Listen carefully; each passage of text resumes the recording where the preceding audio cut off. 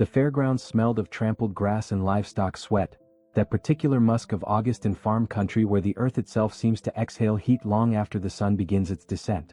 Emma Hartwell moved through the crowd like a ghost at her own funeral, shoulders tight beneath her father's old flannel jacket, the one that still carried the faint scent of his aftershave if she pressed the collar to her nose and breathed deep enough to hurt. She didn't do that anymore. Grief was a luxury, and luxuries required time she no longer possessed. The county fair sprawled across 12 acres of dusty exhibition space, a kingdom of temporary joy where families spent money they shouldn't on games rigged to disappoint and food designed to comfort. Emma had loved this place once, back when her father would lift her onto his shoulders so she could see over the crowds, back when the Hartwell name meant something other than pity and whispered speculation. That was before the cancer, before the medical bills, before her mother's eyes went hollow with exhaustion and defeat. Now the fair felt like a museum of someone else's childhood, preserved behind glass she couldn't touch without leaving fingerprints of loss. She kept her head down, navigating by memory through the livestock section where the air thickened with the honest stink of animals and hay. The envelope in her jacket pocket pressed against her ribs with every step, $800 in cash, withdrawn that morning from the account her mother didn't know existed. Emma had sold her father's truck 3 weeks after the funeral, ignoring her mother's protest that they should keep it, that giving it away was giving him away too. But Emma understood what her mother couldn't. Her father was already gone, and the living needed more than sentiment to survive. "Hey Hartwell." The voice cut through the ambient noise like a blade through silk. Tyler Brennan leaned against the show ring fence, phone already raised, that particular smile of his that made Emma's stomach clench. Around him clustered the usual disciples. Kids whose parents owned the feed store, the equipment dealership, the bank. Kids who'd never had to choose between electricity and groceries. "Heard your mom selling the farm. Guess the horse girl thing doesn't work without horses, huh?" Emma didn't break stride, didn't give him the satisfaction of a glance. She'd learned this dance months ago. Engagement was gasoline on fires that burned just fine without encouragement. Behind her, their laughter followed like thrown stones, and she felt each one land even as she refused to flinch. The auction barn sat at the far end of the fairgrounds, a cavernous metal structure that amplified sound until everything echoed, hoofbeats, voices, the mechanical drone of the auctioneer's chant. Emma slipped through the side entrance just as the evening session began, finding a space along the back wall where shadows congregated and hid her from casual observation. Most of the crowd had dispersed. Prime livestock went during afternoon hours when buyers came thick with checkbooks and ambition. Now only the desperate and the opportunistic remained, hunting for bargains in the dregs nobody wanted. Her father had taught her to read an auction crowd the way others read books. The meat buyers with their calculators and cold eyes, the hobby farmers looking for lawn ornaments with heartbeats, the kill buyers who bought by the pound and sold to rendering plants. She spotted them all now, scattered through the bleachers like birds of prey waiting for something wounded enough to fall. The auctioneer worked through the final lots with mechanical efficiency, his voice flattening with exhaustion. "Goats. Sheep." A lame steer that drew no bids until the price dropped below salvage value. Emma checked her phone. One message from her mother asking when she'd be home, 3 notifications from Instagram she didn't open. Tyler's video from earlier had probably already spread through school like infection through an open wound. "Last lot of the evening, folks." The auctioneer's voice carried resignation. "Number 47, 7-year-old mare, came in from Riverside breeding. Do I hear $50? The mare entered the ring and Emma's breath caught somewhere between her lungs and her throat. She was a ruin. Ribs pressed against hide like prison bars, coat patchy and dull as tarnished copper, one eye clouded with old injury that caught the fluorescent light and turned it milky. She moved with the careful precision of something that had learned pain intimately, each step measured and deliberate. The crowd murmured. Laughter, mostly the kind people use to distance themselves from discomfort they don't want to acknowledge. "Dog food on hooves," someone called out and the laughter spread. But Emma saw something else. Beneath the starvation and neglect, beneath the visible map of suffering, the mare's frame told a different story. The long clean lines of her legs, the elegant slope of her shoulder, the way she held her head despite everything. And her eyes. The one unclouded eye fixed on Emma with such direct, unflinching awareness that it felt less like being seen and more like being recognized. The auctioneer tried twice more. $40. 30. The mare stood perfectly still in the center of the ring, alone under lights that made her look even worse than she was, and Emma felt something crack open in her chest where she'd been keeping her grief sealed tight. Her father's voice echoed across memory. "A horseman doesn't choose the perfect horse. A horseman sees the horse no one else can see. Emma's hand rose before thought could stop it. $50, she said, her voice carrying clear through the barn's metal amplification. The silence that followed felt alive. Then Tyler's voice, sharp with delighted cruelty. Oh my God, she's actually doing it. Someone filmed this. The transaction took 7 minutes that stretched like hours under the barn's fluorescent glare. Emma counted out 5 $10 bills while phones emerged from pockets like synchronized weapons. Cameras trained on her humiliation as if documenting it might somehow make it more real, more permanent. The auctioneer asked twice if she was certain, his voice carrying the particular gentleness adults use with children making mistakes too large to prevent. Emma signed papers with hands that refused to shake despite everything screaming inside her to run, to take back the money, to choose survival over whatever foolish impulse had seized her throat and forced out that bid. Tyler Brennan stood near the exit, phone held high, narrating for his invisible audience with the practiced ease of someone who'd learned early that cruelty could be entertainment if you framed it correctly. And here we have Emma Hartwell, broke as hell, buying a dead horse walking. Poverty really does make you stupid, folks. His followers laughed on cue, their phones creating a constellation of recording lights that turned the moment into performance art. Tragedy as spectacle, compassion as punchline. Emma led the mare through the barn's main doors into evening air that tasted of diesel and coming autumn. Behind her, the laughter swelled and receded like tide against shore, but she focused on the sound of hoofbeats instead, slow, deliberate, the rhythm of something that had learned to measure each step against potential pain. The mare followed without resistance, head low but steady, and Emma felt the lead rope's weight less as physical burden than as promise she didn't yet know how to keep. Main Street stretched before them like a gauntlet, porch lights flickering on as dusk deepened into proper darkness. Emma had planned to take the back roads home, but the mare moved so slowly that shortcuts became necessary, even knowing what walking through town center would cost. Mrs. Chin stood in the grocery store doorway, arms crossed over her apron, her expression arranged into pity so profound it felt like accusation. Mr. Dawson emerged from the feed store as they passed, his weathered face creasing with concern that somehow hurt worse than mockery. Emma? He spoke her name like an apology. That horse won't last the week, honey. You threw away money your family needs.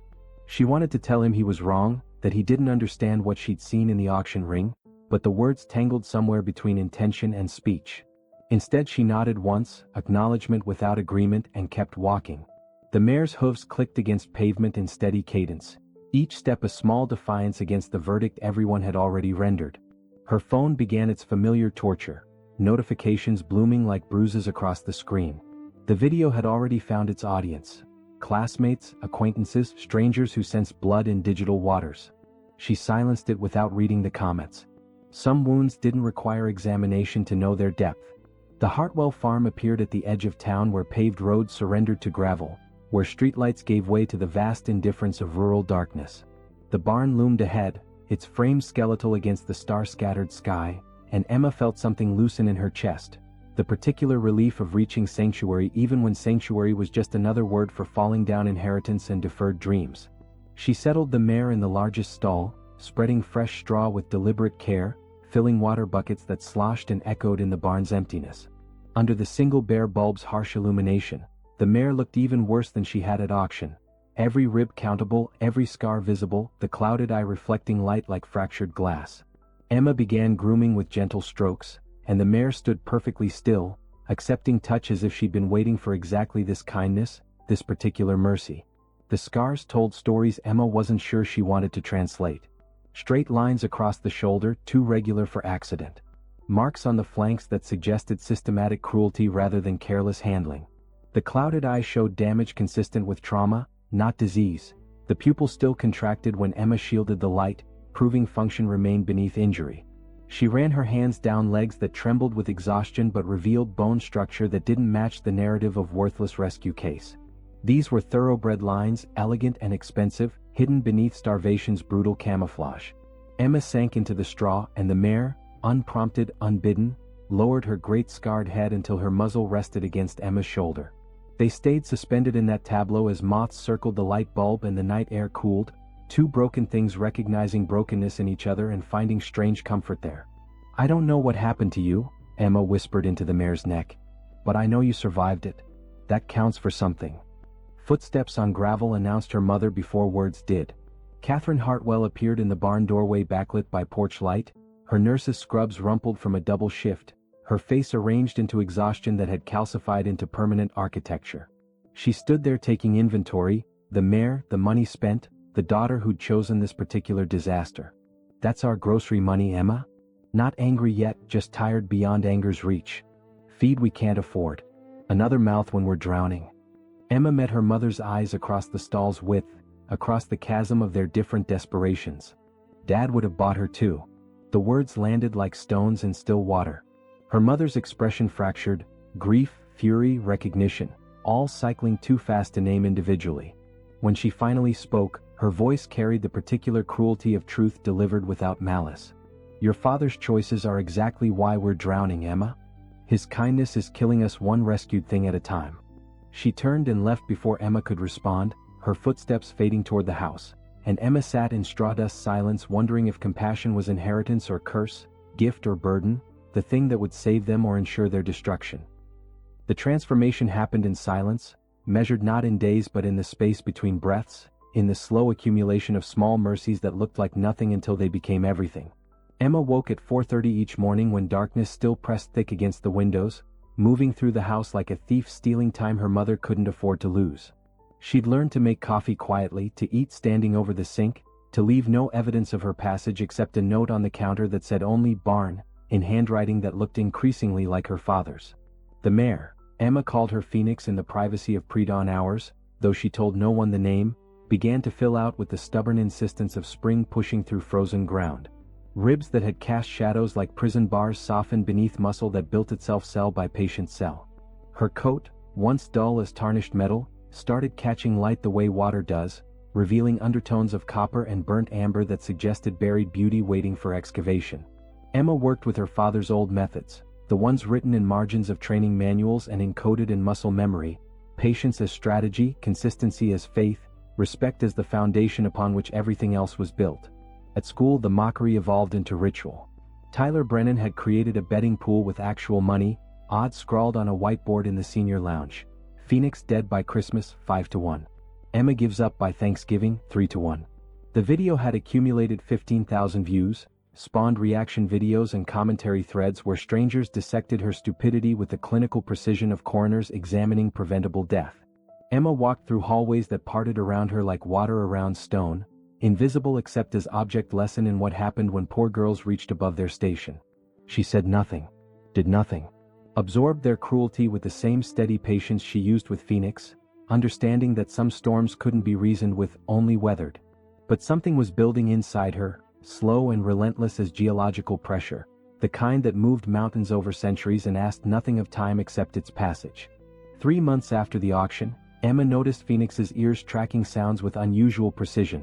Not just any sounds but rhythmic patterns, musical cadences, the particular frequencies that suggested memory rather than mere hearing. She began playing music from her phone during grooming sessions, watching Phoenix's responses catalog themselves in the tilt of her head, the softening around her eyes. Classical pieces drew polite interest. Pop songs earned indifference. But drumming, structured beats, the kind of rhythmic patterns used at racetracks, those made Phoenix's entire body change, muscles coiling with recognition so profound it looked almost like grief. Emma started researching during lunch periods spent in the library's back corner, the one where Mrs. Patterson pretended not to notice students skipping class if they were reading something, anything. The auction papers yielded surprisingly little. Previous owner listed as Riverside Breeding Farm, 50 miles north in a county Emma had never visited. But the internet, that vast repository of forgotten things, held longer memories.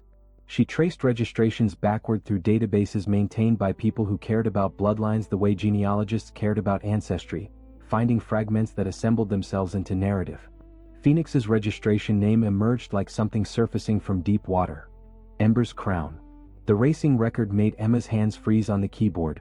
12 starts, 8 wins, 3 places, career earnings of $247,000.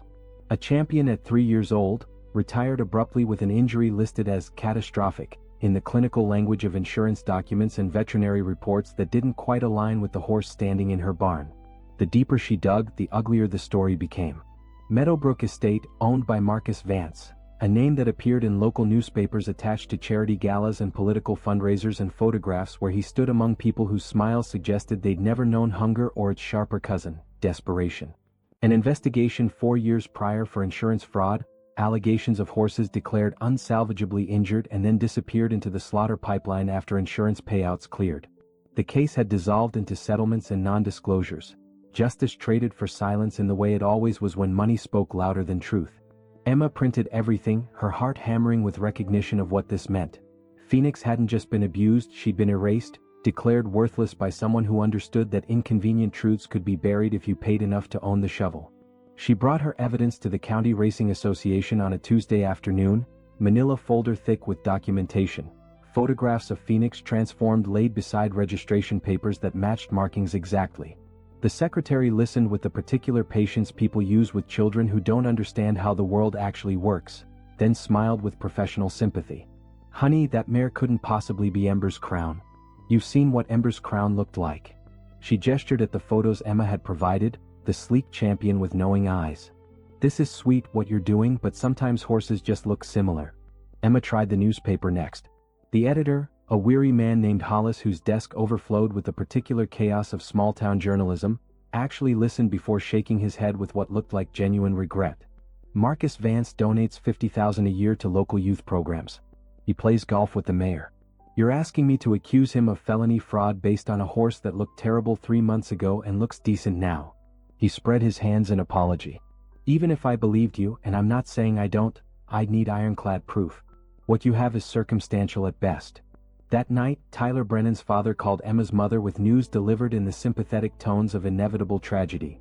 Foreclosure proceedings would begin in 30 days unless payment arrived in full. The bank had been patient, he explained, more patient than policy required, but patience had limits and those limits had been reached. Emma stood in the kitchen doorway listening to her mother's end of the conversation. The silences that held more than words, the final, "I understand," that sounded like surrender. After she hung up, her mother turned to Emma with eyes that had gone beyond exhaustion into some country where hope went to die. "What did you do?" Emma told her everything. The research, the evidence, the connection between Phoenix and Ember's crown, the fraud that had stolen a champion and replaced her with a ghost. Her mother listened without interrupting, and when Emma finished, something flickered across her face that looked dangerously like the woman she'd been before grief carved her hollow. "What do you need?" she asked quietly. Emma met her mother's eyes and saw her father reflected there, the part of him that had survived in the woman he'd loved. "One chance," Emma said. "One chance to prove they're all wrong." The Millbrook County Championship entry form cost $200 Emma didn't have, so her mother sold her wedding ring to a pawn shop on the edge of town where the clerk didn't ask questions and paid in cash that smelled faintly of other people's desperate choices. Catherine Hartwell handed Emma the bills without ceremony, her bare ring finger a wound that would heal around absence, and said only, "Make it count," in a voice that held no room for failure because failure meant the end of everything they'd been pretending to preserve. News of the entry spread through town with the velocity of scandal, transforming from rumor to established fact before Emma had even trailered Phoenix to the track for pre-race inspection. Tyler Brennan organized a viewing party in the plaza outside his father's bank, erected a screen that would broadcast the race live, invited the entire town to witness what he was already calling the Hartwell delusion's public execution. His social media posts promised entertainment, spectacle, the kind of communal schadenfreude that made people feel better about their own small lives by watching someone else's large failure. The morning of the race arrived cold and crystalline, October air sharp enough to cut breath into visible evidence of life persisting despite everything.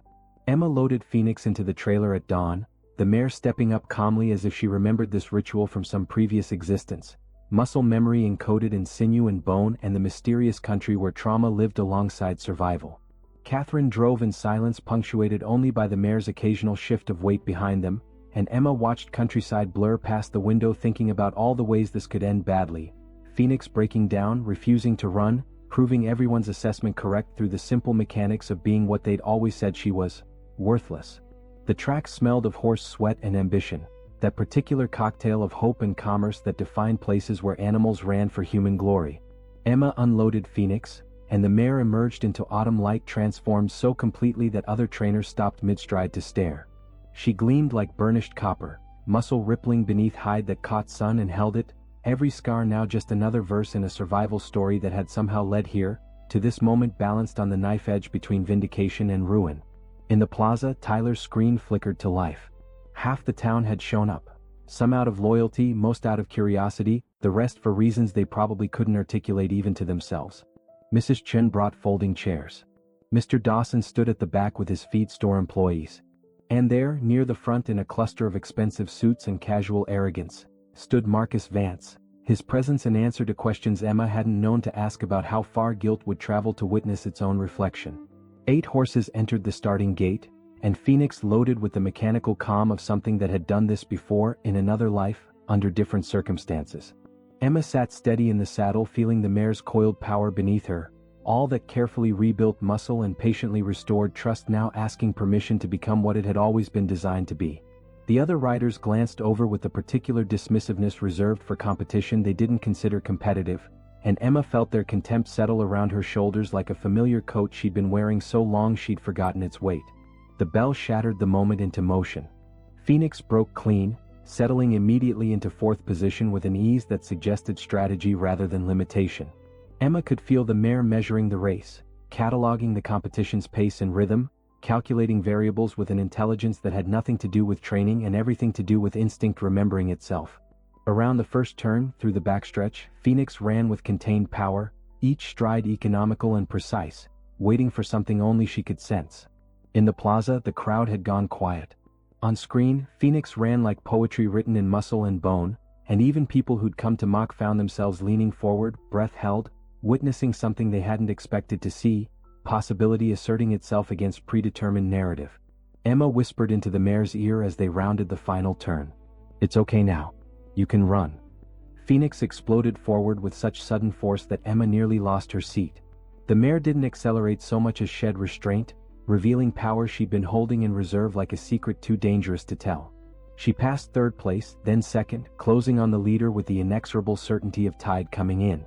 20 yards from the finish, she drew even. 10 yards out, she surged ahead. She crossed the line 7 lengths clear, and the time that flashed on the board was a track record that had stood for 12 years.